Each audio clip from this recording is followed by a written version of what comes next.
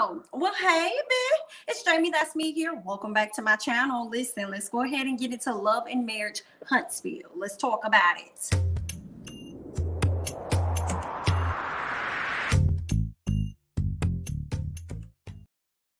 All right, y'all. So first things first, we go ahead and pick up where we left off on the last episode with Miss Tiffany spilling some tea on Miss Destiny and her boo, all right, or her ex, her husband, LeBerick, or whatever his name is, okay? And that caused Miss Destiny to get up from the table. She had to go ahead and go to the bathroom because she was a little pressed. She wasn't expecting this, especially at her birthday function. All right. What else happened? So Tiffany says that she remembers the convo because afterwards she felt so bad. And I was like, well, girl, if you remember the conversation afterwards and you felt so bad, why would you feel the need to bring it up on the day that this lady is having her birthday function? What is that? Okay. What is that, girl? Okay, so see, you already get on people's bad side, Miss Tiffany. But be careful, Miss Destiny, because I feel like you're gonna end up right on over there on the bad side of the people in just a minute as well. But let's go ahead and move on. Tiffany says that, I think it was like 3 years ago. Kimmy said, no, we won an award. Oh, no, girl, that wasn't no 3 years ago, girl. No, that was sooner than that, honey. Okay. Now, Destiny, she's saying that she's over there at the bathroom or whatever. She's talking to somebody saying that she pretty much like, I know the situation is over, but listen, I still got feelings, okay? I still have feelings. I know I'm going through a divorce or the divorce is over, or whatever it is, girl, but I still have feelings, okay? It's still a sensitive subject and it's still very new. And what she did was very disrespectful. And that is why I pee. Okay. What else went on? Destiny asked her, so girl, why did you think that it was me? Is it because we looked alike or whatever? And Tiffany said, well, yeah, but girl, that happen all the time in business or whatever like that. And I wish Destiny would have said, what business? You talking about mine? It happen all the time in other people's business is what you're saying? Because you should have been minding yours, okay? You was being messy then when you mentioned it to her. And then you turned around and you was being messy again years later while you're sitting down at the table, girl. So it does happen all the time in business because you win somebody else. Okay, now scoop back just a little bit. Okay, let's go ahead and move on. So Mel asked, has LeBerick been a cheater, girl? Has he been a cheater? And then Destiny says, no, he isn't. I don't believe shit Destiny is saying. I'm sorry, I do not. I'm sorry. What else is going on? I do not believe Destiny. Then Destiny gets in her confessional and says that I'm not Martell, so I don't have to, sit up here and justify my divorce. B-I-T-Y, you've been out here justifying and having conversations about everybody else divorce and what's going on in their relationship. So why do you feel the need that you ain't got to justify yours just because you got divorced off cameras? What? And that's why I feel like I'm not mad at Tiffany coming onto the show. I'm not mad at her all for coming onto the show and pulling and tugging on your wig just a little bit to get some tea out of you, Miss Mother Mamas. Okay. Now, what else is going on? I love the fact, and I said this before, I love the fact that Destiny and Kimmy are friends. I do feel like they have so much in common. They're so much alike. And I really like that they are friends. So I will give them that. And I feel like Destiny needs a friend like Kimmy because Kimmy's going to keep it real with you whether you want to hear that shit or not. She's going to be fair in her assessment of things. And I want to hear what Kimmy is going to say when this situation blows back between Mel inviting Tiffany and, the Destiny situation, so I want to hear what Kimmy's gonna say about that. Meanwhile, we got Marlo. He done finally arrived, girl. He done finally arrived to Houston. Tisha couldn't wait to open up that door. Okay, she opened up that door with this sexy lingerie, looking as good as she wants to look. But it didn't matter because as soon as he came in, sat down, and sat her on his lap and stuff, he started talking about business, about the different moves they gotta make and things that they gotta be working on. So as much as Tisha does not want business to resurface into their marriage, is doing it anyway. Okay, that could have been a time for them to get it in, wham, bam, pam, pam, and then y'all could have had a conversation about business afterwards, okay? Because it ain't like y'all had anything to really go and do that day, so y'all could have laid up and got it in and just enjoyed each other, but he wanted to talk about business. So, okay, Tisha went ahead and started talking about business too, about how she reached out to Jalen, reminded him that he ain't got no help or whatever, so she's just want to check in and make sure that everything is good, honey. I guess.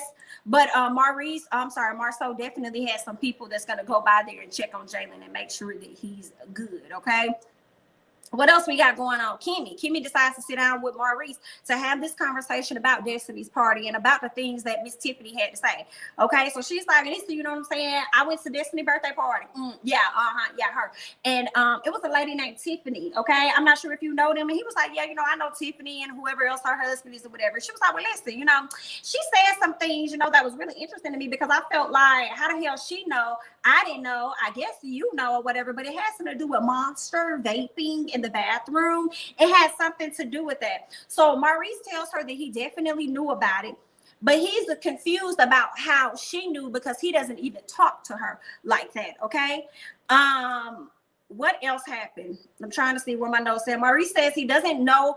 He said he don't even know her like that. And he's trying to figure out, you know, how did she know or whatever like that. And he says that he don't think that he gonna like her moving forward based on how she ends up releasing people tea. He not gonna like that. Well, you ain't gonna be the only person that's not gonna sit up here and like Miss Tiffany, okay? And he was right when he was like, you want to sit up there and talk about what's going on with me, then tell what's going on with you.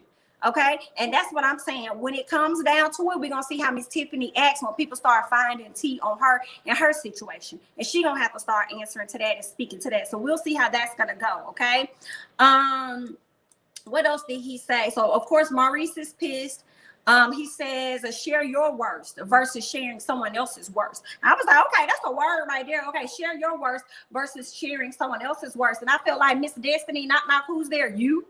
He's talking about you too, ma'am. Share your worst. Let's talk about your worst, okay? Let's do that, Miss Mother. Let's go ahead and move on. Kimmy thinks that he needs to just have a talk with Monster, okay? She tells him about getting his priorities in check. Now, this is one thing about Maurice that I have to say I did not like that he did, because Kimmy was letting him know, like, listen, you are a bit unbalanced, and you've been like that since we've gotten in a relationship. You've been wearing yourself thin in so many different directions. Okay, trying to be my husband, you know, you was trying to pass the bar at one point. You're trying to be a dad over here. You got this other business popping up off the ground over here. You're trying to compete with your brother, like you wearing yourself very thin. So she's up there trying to, you know, politely, you know, check him. He started getting an attitude with her, and I'm like, why are you over here getting an attitude with her? So you can have a conversation with her and about her child and everything all last season. You could tell her about her son and what she may be doing wrong, or what she may need to fix or whatever when it comes to her. But now it's your turn to have a conversation, or for her to check you about your antics with your child. You feel as though she ain't got the range to tell you nothing about Monster, which I think is unfair. Yet you want Kimmy to hold so much weight in Monster's life and do oh so much for Monster, but when it's time for her to speak her piece when it comes to his life and the direction of his schooling or whatever, you don't want her to say anything. And I don't feel like that's fair. And I also feel like, Kimmy, you are a woman that is extremely bold, and you really don't suppress your thoughts too much. Like, you really say what the hell is on your mind. You're a very open person. So I don't like to see you take a back seat at times to what the hell Maurice got to say. Sometimes it seems like you just get so defeated and, like, I guess don't want to argue, that you just like, okay, but I don't like that. Sometimes I be wanting her to push back on it, and maybe she doesn't do it because it's just not healthy for their marriage. But I don't like that Maurice feels like he's the king of the jungle, and his opinion is the only one that matters at times. And no woman wants to feel like she's up here giving her man advice and trying to tell him how to do things or what she thinks may be best, and then he doesn't listen to her. And it'd be so hilarious, and I'm sure she may feel the same way, when you give advice, they don't follow it, and then they have to turn around and be like, damn, you was right. You know what I'm saying? They got to go back and resurface that. But one thing about Maurice, I feel like no matter how many times Kimmy is right, he still doesn't listen because of his own ego. And I don't really like that. Okay. What else? Maurice goes on to tell her that he and Monster talked about it, and they already made a decision, or at least Maurice has made a decision on how he was going to handle it. He was going to go to Kiowa, but not go to Kiowa on some, or either he's already gone to Kiowa, not on some, oh, what are your thoughts about this? It's so much as, hey, this is what happened, and this is what this is how we're handling it moving forward. That's how he wanted to approach the situation with Kiowa. That's one thing I don't really like about Maurice.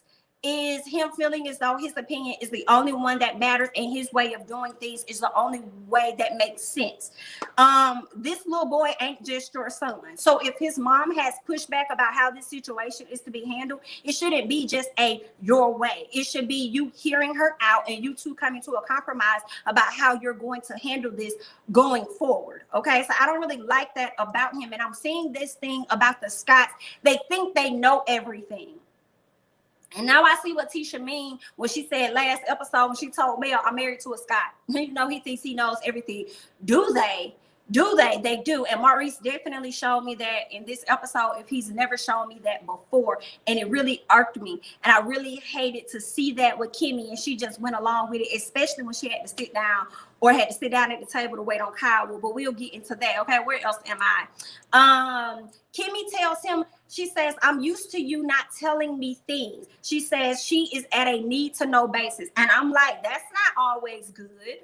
I don't think that's always good. I don't think it's good that she should get used to that, but maybe she has to, because no matter how much she talks, and that has been shown, Maurice still gonna do what the hell he gonna do. So I think she just probably takes the back seat. I don't like it, but that may be the best thing for her to do in that marriage. I hate it. Kimmy feels as though he wants to pour into Monster who he is as a man, and he's like, of course I do, because I'm successful. I'm a successful Black man, so of course everything about my being I want to give to my son. And she says, well, I feel like you do that in all areas of every single thing, and I don't think that, you know, that's right or whatever. And what else happened?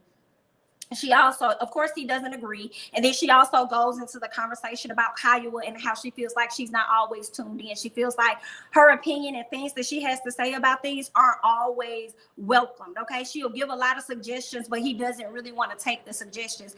And then he denies it. And I'm like, why would you sit up here and deny what she's saying is fact when you just sat up here and talked about how you wanted to handle things with Monster when it comes down to the whole vaping situation? You weren't open for suggestions. Even if she would have suggested it, you weren't trying to hear it because you're so focused on how you are going to handle this situation, as if she is not a parent as well, as if Kimmy is likely not an additional parent on his paperwork when it's time to have him checked out from school. If they can't get in touch with you and they can't get in touch with his mama, they probably got to get in touch with Kimmy. So I don't like that at all. But you want her to play so much of a role in this child's life as a stepmom, but then you don't want to take her suggestions when it comes down to parenting.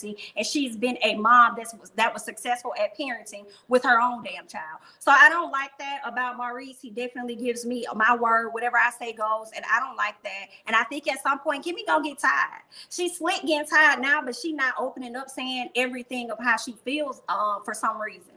And I don't like that. And I think she's really gonna get tired. She's probably gonna lash out at his ass at some point. What else happens? Oh, Maurice tells her, listen, I hear you when you talk, but I'm just not going to move when you think I should move and how I should move. Well, then when you don't do that, in time, it shows that my suggestion or whatever my thoughts were that you came to me about eventually, and I gave you my thoughts, they fell on deaf ears because you really didn't give a damn. So why you keep asking me? Okay, so I understood her frustration. Let's move on. Marlo and Tisha, they've been networking. They go to I believe they had so they got the cigar week. They've been around here networking, get to know people, trying to figure out who they can partner with because they want to have multiple Black cigar lounges across the United States. Okay, so he links up with his aunt and his uncle, and Tisha speaks on their 15-year anniversary and how she wants to do some major things. But of course, y'all know Marlo loves trying to take the cheaper way out, which is to do nothing. So then she brings up Scott Manor and how she's hoping that they're going to be able to celebrate their love and stuff like that at the Scott Manor or whatever. And then the uncle speaks on the progress, okay, because Marlo felt like it was a little shade being thrown because ain't nothing been worked. No work has happened on Scott Manor. But the uncle says that, you know, things are progressing slowly or whatever. And Marlo says that his email that his uncle sent to him was very snappy and he didn't appreciate it. What else? The uncle denies that. So Marlo says, well, let me check you real quick. You have individuals that are working on your team and they're not pulling their weight, they're not doing their job, and those are your people. And moving forward, like, I don't want it to be an issue with how we work together. You know, I want us to be able to work together, but also basically, in so many words, I want you to take accountability for your faults. And that's another thing I don't like about Marceau. Marceau rarely takes blame for his own damn issues, okay? And it's so crazy because I feel like y'all aren't that far away from being just like Martell in a sense, okay? Y'all may not show y'all issues as far as it comes to your wife, you know, but in other areas like Maurice, you may not have cheated or anything, but you just not listening to Kimmy is a damn issue. That's another trait Martell ass has shown. Marceau, you sitting up here wanting to blame Jalen and now your uncle, and you ain't even recognizing your own shortcomings, your own downfalls and shit. That's another sign like Marcel. So I see why all y'all run together, because not too many of y'all are really different. Y'all may not have had no tea that dropped out, but y'all damn near one and the same. So let's go ahead and move on. What else? Yeah, because that's what I said. I feel like Marceau calls out everybody else's flaws and stuff, but don't really call out his, okay? And the uncle had to throw it back on him, like, yeah, but at the end of the day, you've been delaying processes. And he really didn't want to go too far in depth. He was just like, I'm gonna leave it right there. Okay, but then of course Marceau takes that and throws it on Tisha and say that Tisha was the one that wanted all these changes and she's the one that got the project delayed, not me. So it's just the small things like that that makes me feel like, once again, y'all not that far off from y'all good buddy Martell. But anyway, and we didn't even get no Martell in this episode. I wasn't necessarily mad at it at all. He probably was too occupied with his 5th child, but we'll go ahead and move on. So the aunt inquires whether or not Kimmy and Maurice will be moving on the property. They're like, I don't know, but I tell you one thing, Uncle, you better not get him none of our floor plans and none of our details on period. Because one thing Maurice likes to do, Maurice likes to compete. And I'm like, well, here's the gag. Maurice may not even move on the property, but once y'all get y'all house built and he sees everything, it's nothing for him to still go back and outdo y'all at a later time, girl. So either way, girl, good luck. Let's move on. Kimmy and Jalen. Jalen done finally got this condo, honey. He's excited about his condo. So this is going to be a great opportunity for him to do renovation work. This is something he's always wanted to do. So they got him this, and he and his mom are going to work closely together to get the renovations done on the condo. However, as much work as they have to put into these renovations, he is having a ton of work on the flip side because he's working with Marceau now. So he complains about that because Kimmy's like, well, tell, Marceau what you need. He's like, I did. I have a conversation with this man multiple times. He knows everything that I need, but he not fully meeting the standard. Okay. Yeah, he's finally about to get me an assistant manager, but look at how long it took. And Kimmy says that I think the issue has been, and the way you've been working so hard and doing everything, is because of the percentage value. So Jalen is supposed to have an ownership percentage into the company, and that ain't even clear 100%. So he needs to go back and revisit that work or that paperwork and see what that looks like. Okay, while they over here working you down to the ground, you also need to make sure you got your percentage and what that also looks like should you decide to walk away from being in that general manager position. Will you still maintain all the percentages of ownership or some ownership should you leave from that position? So that's something he needs to work on. Jalen also speaks on how he feels like he gets blamed for everything that happens. And he feels as though it's not fair because they can tell him what he's doing wrong, but they can't look at their own faults yet again and figure out how they can help him in this situation. Okay. Yeah, so that's that. What else happened? His mom tells him to work harder on communication with him. And I kind of felt like that was unfair for Kimmy to tell him to work harder on his communication with them when she already led with, if anybody that knows Marceau, we knew that he was not going to give you the adequate amount of assistance that you need. So with you knowing that and knowing how poor of a communicator Marceau is, why would you tell your son to work harder at communicating with him when he's already communicating with him and he's not even meeting him where he needs to be? So I didn't understand that part or whatever, but I guess Kimmy is looking like what don't hurt you makes you stronger type thing. I guess when she related it back to the way she's messed up and how it made her a better nurse. I feel like you may have messed up, Kimmy, as a nurse, but I think you also had more nurses in the field that had been there longer than you and more experienced than you to give you guidance to do better as a nurse. Your son ain't got that. So hopefully he'll get that with this assistant general manager, because Marceau and them don't know what the hell they doing. They winging it. because this their first time doing something like this. So he and Tisha are pretty much winging it. You could tell by who they chose to damn hire in the position. So I just feel like he doesn't have that experience. I know you want him to work harder at communicating, and maybe, you know, him going through this, he's going to end up being even better, and he probably will. But at the end of the day, he don't have nobody with the experience to really teach him like you probably had. But we'll move on from that, okay? He speaks on Destiny and how she is not his type at all because she's a cougar, yikes, or something like that. I guess she's too old for him. So we get to the champagne tasting. They done brought everybody out. Nephew Tommy, the entire Ready to Love cast, and they're around there just getting to know people, talking to people and stuff. Miss Tisha felt the need to pull him outside because one of the ladies of Ready to Love, she felt like one of those cast members was getting a little too close to her husband. Okay, so she had to snatch him on up and pull him out the way. And that was that. I'm finna go and scoot on because Tisha and Marlo didn't really give us a whole lot. Okay, we get to Maurice and Kimmy, they having to sit down. Having a small talk, waiting on Kyle and her man. They running late. Maurice is like, I got another meeting. I got to get with this attorney and I can't reschedule. And Kimmy is thinking to herself like, oh, there goes it again. Like, this is what I mean about an unbalanced life. Okay. You were saying this is going to be the first time that everybody, the parents and the step parents, are in the same room. And now you're about to leave. And I don't think that that's fair. Okay. Granted, they are running late. However, if you can reschedule this meeting, I'm sure you could push it back by a few minutes or something, or do it first thing in the morning, or reschedule the meeting to maybe be a Zoom call, a FaceTime call or something. Like, you probably could have made some things change, but that's where your priorities fall in, and it don't seem like you got those in order. And then you're leaving Kimmy to have this conversation with these people. And at first, Kimmy was like, oh, no, baby, no, I'm not going to do it or whatever. She wasn't open to doing it, only to turn around and end up doing it. And that's the part that I did not like.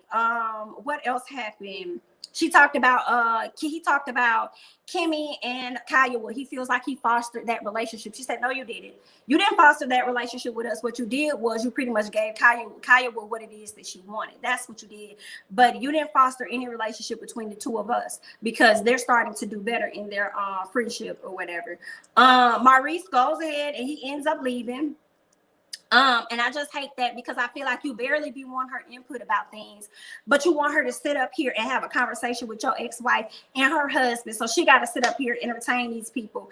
And that is such an awkward position, in my opinion, to be in, because even when you be on the phone with Kyle, you don't be including Kimmy. Kimmy has to include herself and say hello, da-da-da-da-da. So instead of you being there making it comfortable for her while she's sitting down with these two individuals, she got to make that for herself. And I don't like how he left her hanging at all. And I hate that Kimmy sat down and continued to sit there and wait on Kyle and them to come, when all he had to do was just call and reschedule. Okay, I didn't, either you reschedule Kyle with them or you reschedule this meeting, and I don't like that. And I hope he's watching this show, seeing the errors of his ways, so that he could get that in order, because I didn't like that at all. And I just didn't like that Kimmy just dealt with it. Like, okay, fine, I'll just sit here. Like, that's okay. Feeling as though she doesn't matter and stuff. And I'm like, okay, you're a strong woman, Kimmy. You're a vocal woman. You need to stand up and let him know. No, I'm not. Okay, I don't know where your voice is going, but you need to pick her back up. All right, but that's all I got. Y'all leave y'all thoughts and comments down below about how you felt about the latest episode of Love and Marriage Huntsville. I'm Jamie, that's me. Don't forget to like, comment, subscribe, share my videos, follow me on Instagram and Twitter, and I'll catch you guys in the next one. Bye-bye.